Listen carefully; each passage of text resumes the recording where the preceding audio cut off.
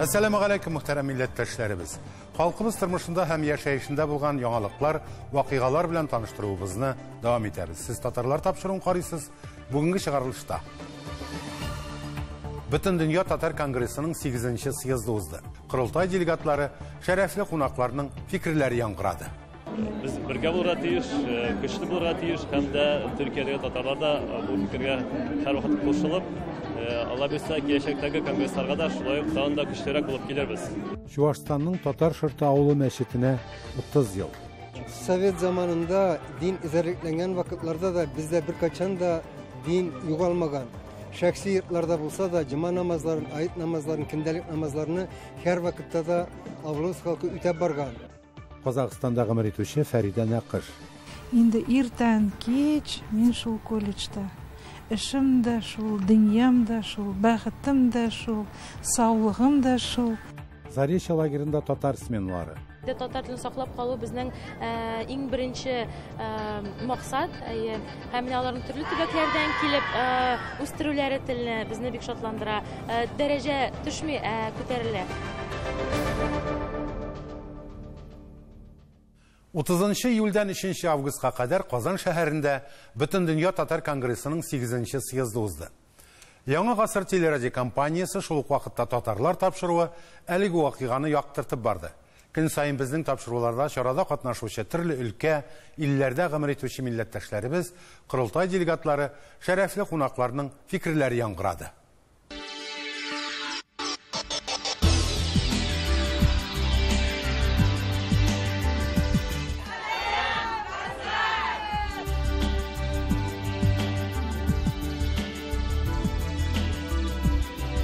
Bu bizning ilimiz, bizning jirimiz, bizning tilimiz mında. Bizning aniyimiz Tatarstan.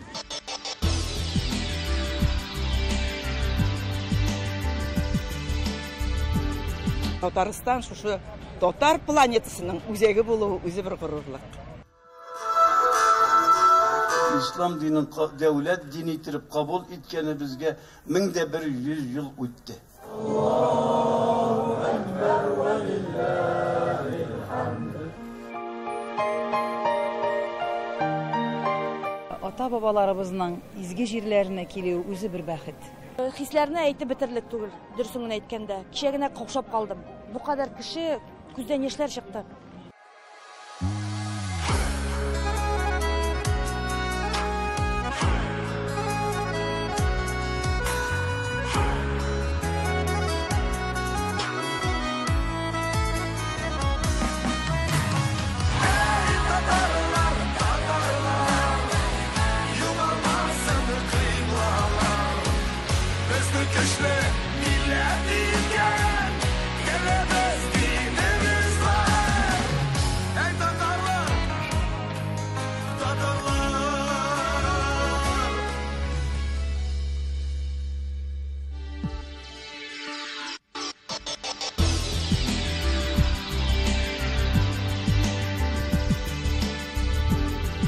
Ustav negizinde Milli Şura işledi.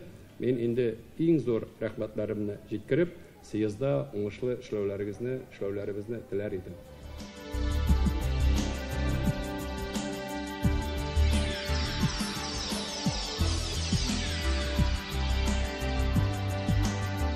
Bir meydan, bir площадка bularak aktual so'rovlarni ko'tarish uchun u bizning uchun millatga bek kerak.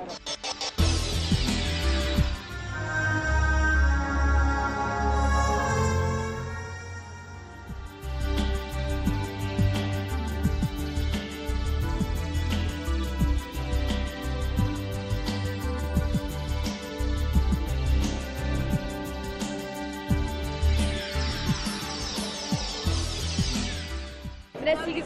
siyazda qatnaşıp, uldağın bir gururluk bedinde. Şulay bu zor bayram.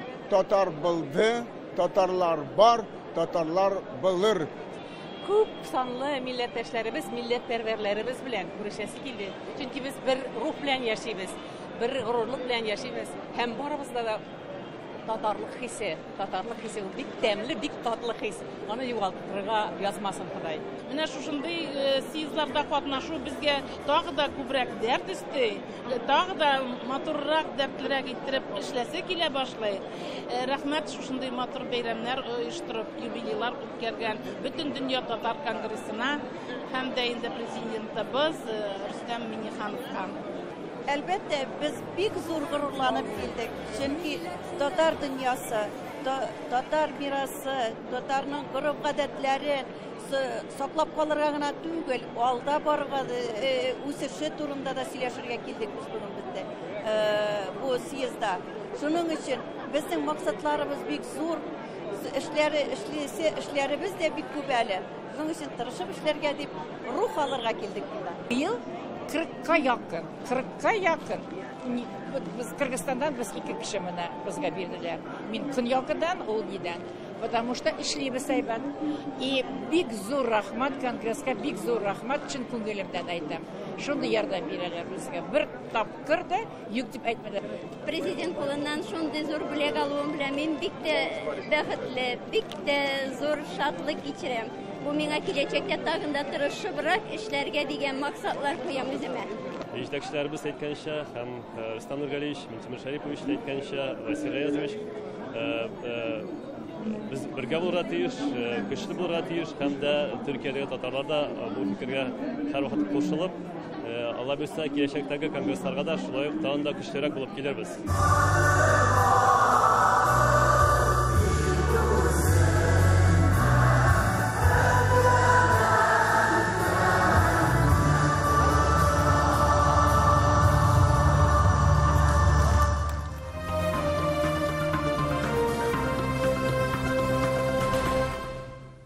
Узган гасыр азагында Татарстанда гына түгел, милләттәшләребез яши торган бик күп төбәкләрдә, шәһәр, авылларда да мәчетләр төзелә, алар каршында мәдрәсәләр эшли башлады.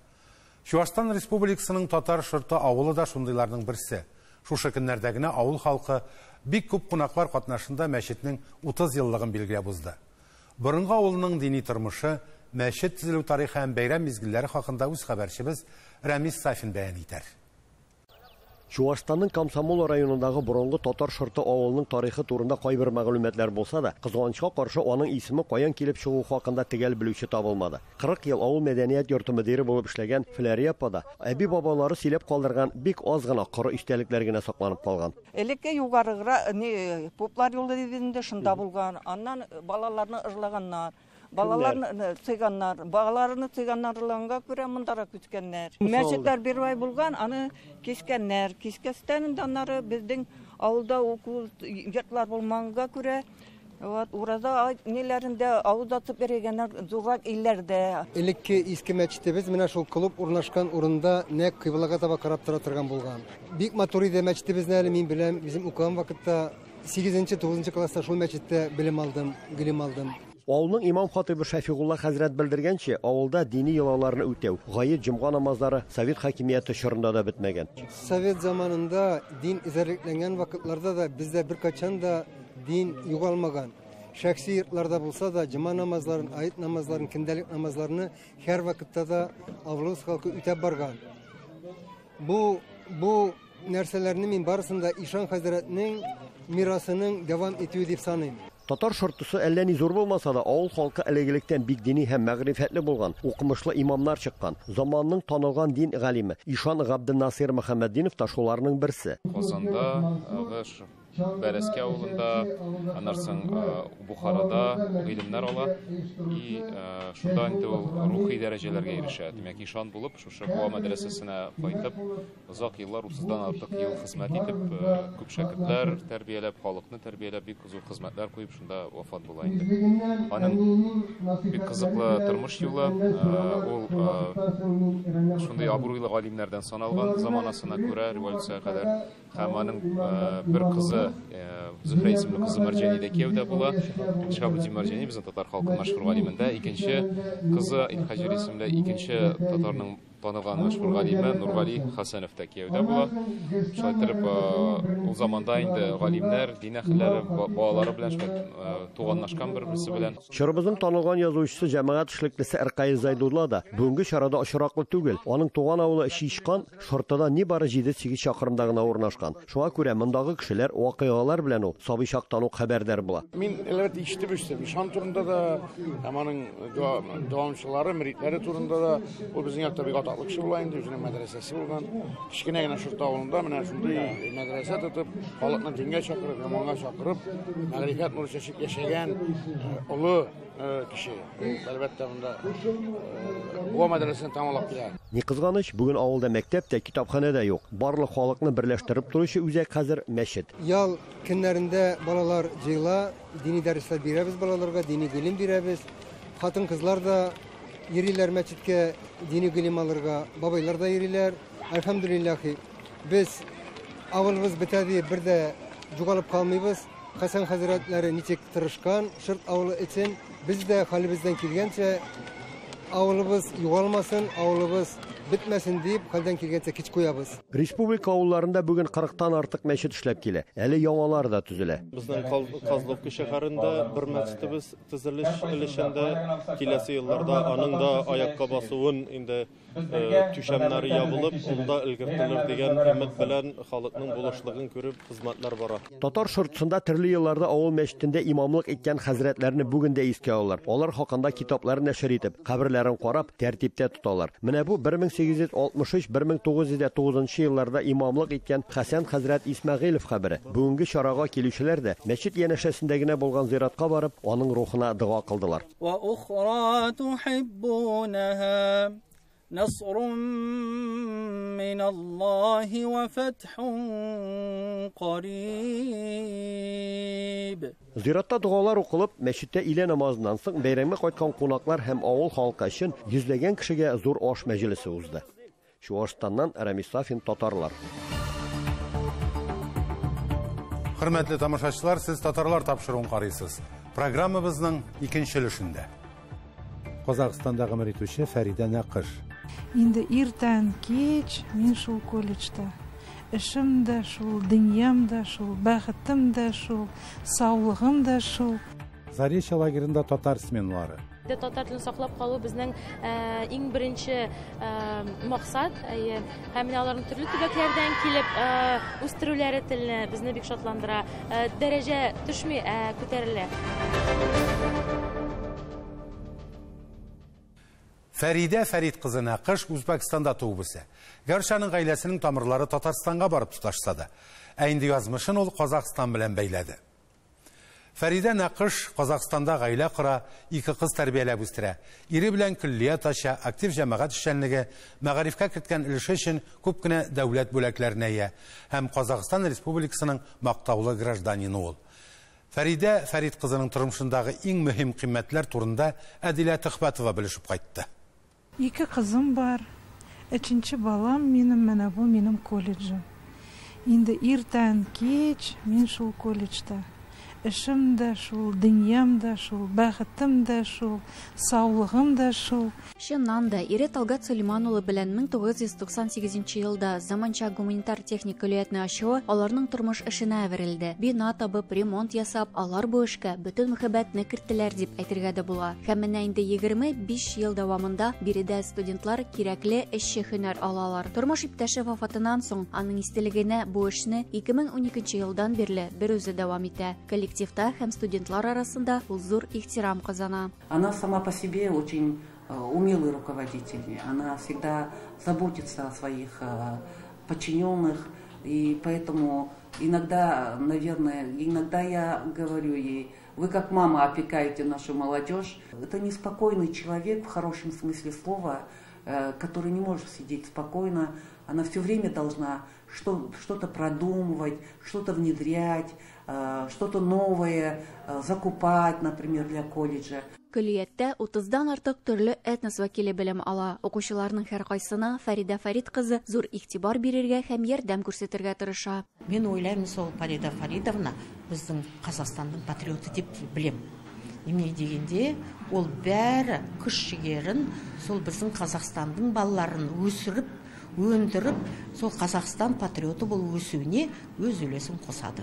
Татар кызы буларак һәм үзенең тамырларын онытмыйча, Фәрида Фарид кызы җирле татар башкорт үзәгендә актив иҗтимагый эшчәнлек алып барырга тырыша. С этой семьей меня связывают очень долгие годы. На сегодняшний день Фарида Фаридовна заместитель мой по деятельности татарского центра. Фарида Фаридовна успевала и благотворительностью заниматься, и уделяла большое внимание участникам войны. Безнең героебыз тормышында һәм аның шәхес буларак формалашуда зур роль әбисе Рабига Сунатулла кызы уйнады. Аника безнең Буада туылган, Буинскида. 4 яшьтән мәдрәсәгә барган, укыган. Шундый 25 яшендә бабайыбызга Абдулхаир Каюмов Абдулхаирга кияүгә чыкты. Үйләнеп, Үзбекистанда 9 бала үстереп, аякка бастырып, һәрбер баласына высшее образование бирде. Аника всегда говорила: кияүгә чыксагыз, укымаган кеше укыган кешенең кадерен белми. Поэтому иптәшегезне укыган кешедән табыгыз дип рәтәйде безне. Фарида Фарид кызы Үзбекстанда туып, Вапкент шәһәрендә мәктәпне тәмамлап, Казахстанга укырга керергә китә һәм биредә ул булачак ире белән таныша. Вот бу дөньяда бәхет дисәң, бәхетле хатынмын. Аллага шөкер, шундый иптәштә торып, ул мине бик каты яраткан иде. 2 кыз тудык, зурысы менә Алтынай дигән кызым, кичкенәсе Хакима, 2 кызым бар. Тормыш иптәшем Талгат бүтән мәхәббәттән, барлык белемнәрен кызларына кертергә тырышкан иде. Бераз яшәсе калганын сизеп, ул кызларның мәктәпне тизрәк тәмамлауларын, дипломнар алуларын, ничек алар аякларына анык басып торауларын күрергә теләгән иде. Шуңа бәйле рәвештә кызларыбыз Алтынай 15 яшендә һәм Хакима 13 яшендә ук Астанага югары белем алырга киттеләр дип искә ала Фарида Фарид кызы. Хәзерге көнгә Фарида апаның сеңлесе Америкада яши, ә энесе Фәргат Фарид улы көллияттә эш алып барырга булыша. Һәр вакыт шулай бергәләп мул табын артында җыелышып, кайнар чәй һәм өйдәге татар милли ризыклар белән сыйланып, киләчәккә планнар турында сөйләшергә яраталар. Хәзер инде мамабыз юк, мәрхүм, теперь вот роль мамы инде менә апабыз, зур апабыз. Ну, у нас мы воспитывались в мусульманской семье, у нас бездә шулай принято. Ала кеше, то есть ала апам уже безгә роли мамы была. Бездә шулай, и мы ее воспринимаем, тагыныбыз мамабыз кебек. Бүгенге көндә дә Фарида Накыш 2 шәһәр өчен җан бирә. Тараз шәһәрендә көллият эше белән шөгыльләнә. Нурсултанга яраткан кызларына һәм оныкларына сагынып йөреп тора. Кызлары сүзләренә караганда, әниләре ерак яшәсә дә, алар һәрвакыт аның ярдәмен тоеп яшиләр. Мама для нас действительно пример выдержки, пример глубокой внутренней силы и смелости, потому что, потеряв родного любимого человека, который огромную роль в ее жизни играл, огромную любовь ей дарил, поддержку, заботу, уважение. И просто как будто потеряв опору, она, вопреки всему и несмотря ни на что, продолжила идти. Татарскую речь мы всегда с детства, с рождения мы ее всегда слышали. Самая прекрасная вкусная выпечка до сих пор мамиными руками. Учпучмаки, карамачи, балеш. Смотря на маму, мы видим, куда нам стремиться, куда держать путь. И хоть на капельку, но стараться быть как она. Әдилә Тухбәтова, Татарлар, Тараз шәһәре, Казахстан. Заречье лагерында чираттагы татар сменалары ачылды. Дуслык һәм Гөлстанга Россиянең 25 төбәгеннән 320 бала килгән иде. Алар татар теле буенча олимпиадалар, конкурсларда җиңүчеләр, балалар иҗтимагый оешмалары активистлары. Татар сменалары ана телебезне саклауда нинди роль уйный? Эльвира Хөснетдинова белеште.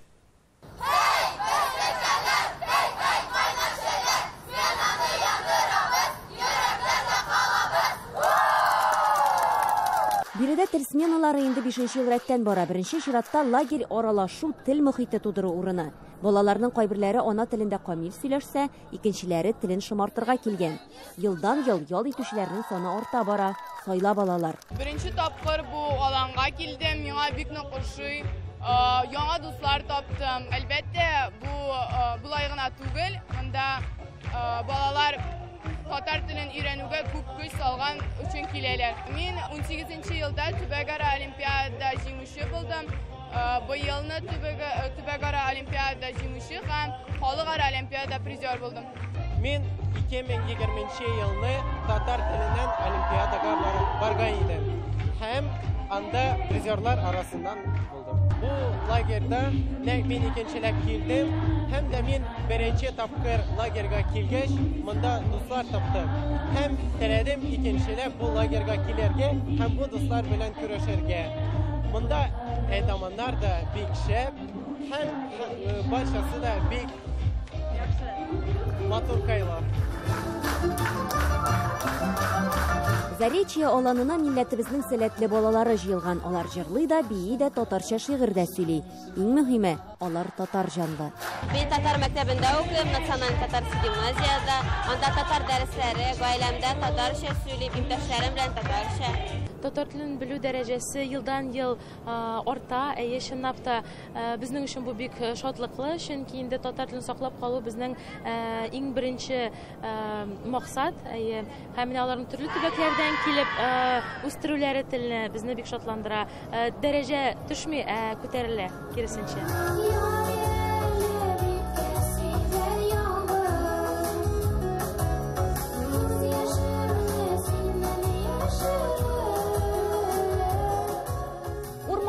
Саф һавада башта яхшырак эшли, гыйлем дә тизрәк керә. Биредә башка лагерьлардагы сыман ук спорт ярышлары, күңел ачулар бар. Тик моңа өстәп әле тагын татар теле буенча дәресләр дә укытыла. Төрле мастер-класслар үтә, инде алар уен форматында үтә, дәрес форматында үткәрәбез. Хәзер заманча технологиялар кулланабыз, медиа лабораториялар эшли, нәкъ менә социаль челтәрләрдә татар телен үстерү эше алып барыла. Үз төбәкләрне алып кайтып, шул монда алынган белемнәрне социаль челтәрләрдә үстерәләр. Һәм инде татар теле дәресләре дә мәктәптә кебек түгел, менә уен форматында үткәрелә һәм балаларга ул бик кызык. Алар менә яңа сүзләр, яңа төрле хис кичерешләр алып кайтып китәр үзләренә.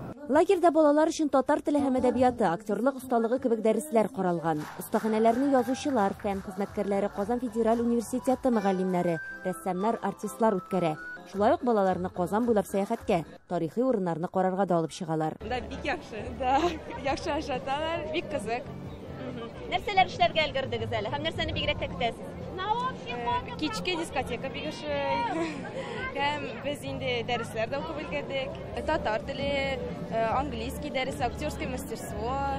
Мен дуслар белән килдем Красноярск районыннан. Ичәбез килдек. Монда да таптың инде. Ая. Бүлмәдә бергә торган кешеләр белән таныштым. Монда бик кызык, яхшы, вожатылар бик ошый миңа, яхшылар. Гөлстан һәм дуслык тел сменаларына быел мәктәп укучылары Россиянең 25 төбәгеннән һәм Татарстаннан җыелган. Республика Мәгариф һәм фән министрлыгы җәй буена 1680 баланы тел сменаларына чакыруны планга куйган. Ул төрле муниципаль берәмлекләрдә. Без Яршаллы шәһәрендә ачтык сменалар. Мамадыш, Актаныш, Әлки районында ачылды. Аксубай районында ачылды тел сменалары. Балаларның яратып җәй буе яратып көтеп алган менә шушы тел сменалары һәр даим Мәгариф һәм фән министрлыгы безнең күп көчебезне куябыз. Чөнки балаларга тел мөхите кирәк. Бу гади ял лагере гына түгел бит.